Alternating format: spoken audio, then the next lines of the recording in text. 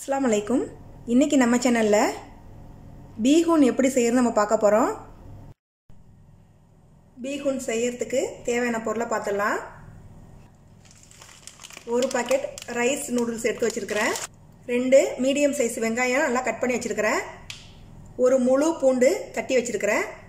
Chicken breast piece 1 எடுத்து நல்லா பொடியா கட் பண்ணி வச்சிருக்கேன்। 5 முட்டையை இத மாதிரி நல்லா கொத்தி வச்சிருக்கேன்। தேவையான அளவு ஸ்ப்ரிங் ஆனியனை கட் பண்ணி வச்சிருக்கேன்। இப்போ அரைக்கிறதுக்கு ஒரு மிக்ஸி ஜார்ல ஒரு பெரிய தக்காளியும் காரத்துக்கு தேவையான அளவு காஞ்ச மிளகாயும் எடுத்துக்கிறேன்। இதை இப்போ நல்லா நம்ம அரைச்சிடலாம்। மிளகாயை ஒரு 10 நிமிஷம் தண்ணியில் ஊற வச்சுட்டு தக்காளியோட சேர்த்து இப்போ நம்ம அரைச்சி எடுத்துக்கலாம்। இது மாதிரி நல்லா பேஸ்ட்டாக அரைச்சி வச்சுக்கோங்க। ரைஸ் நூடுல்ஸை ஒரு 15 நிமிஷம் நம்ம பச்சை தண்ணியில் ஊற வைக்கணும்। இப்போ ஒரு பாத்திரத்தை அடுப்பில் வச்சுட்டு அதில் தேவையான அளவு எண்ணெய் சேர்த்துக்கங்க। எண்ணெய் சூடாயிடுச்சு। நம்ம எடுத்து வச்சிருக்கிற வெங்காயத்தில் பாதியை எடுத்து நம்ம கொஞ்சம் பொரிச்சு வச்சுக்கலாம்। இந்த வெங்காயத்தை கொஞ்சம் நல்லா செவக்க பொரிச்சு எடுத்துருங்க। இந்த அளவுக்கு செவந்ததும் நம்ம வெங்காயத்தை எடுத்துடலாம்। அதே எண்ணெயிலேயே நம்ம தட்டி வச்சிருக்கிற பூண்டை சேர்த்துடலாம்।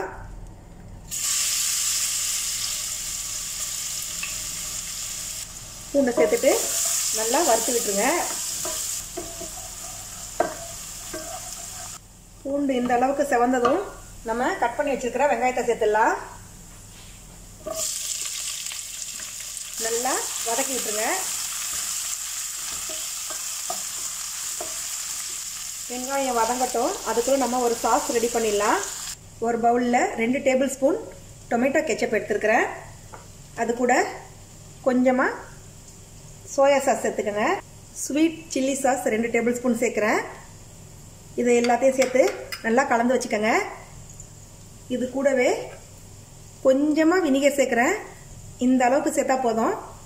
சேர்த்துட்டு நல்லா இதை கலந்து விட்டுருங்க। இது கூடவே நம்ம கட் பண்ணி வச்சுருக்கிற சிக்கனை சேர்த்துடலாம்। சேர்த்துட்டு நல்லா கிளறி விட்டுருங்க। இதில் நம்ம அரைச்சி வச்ச தக்காளி மிளகா பேஸ்ட்டை சேர்த்துடுறேன்।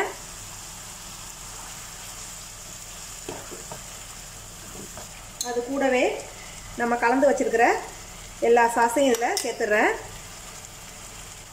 எல்லாத்தையும் நல்லா கலந்து விட்டுருங்க। இது எல்லாத்தையும் நல்லா பச்சை வாசனை போகிற வரைக்கும் நல்லா வதக்கி விட்டுருங்க। எண்ணெய் மேலே வர வரைக்கும் நம்ம வெயிட் பண்ணணும்। இது வதங்கிக்கிட்டு இருக்கும்போதே நம்ம இது தேவையான உப்பு சேர்த்துடலாம்। இந்த அளவுக்கு எண்ணெய் பிரிஞ்சு வந்ததும் நம்ம ஊற வச்சிருக்கிற ரைஸ் நூடுல்ஸை இதில் சேர்த்துடலாம்।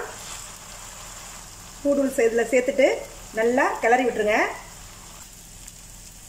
நூடுல்ஸை எல்லா மசாலா கூடயும் நல்லா கிளறி விட்டுட்டு நம்ம எடுத்து வச்சிருக்கிற முட்டையை இதில் சேர்த்துடலாம்।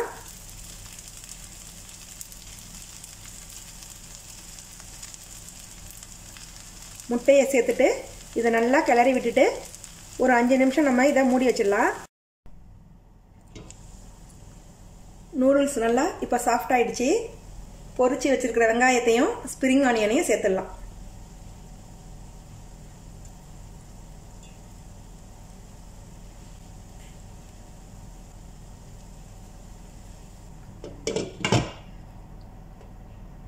ஸ்டவ்வை ஆஃப் பண்ணிடலாம்।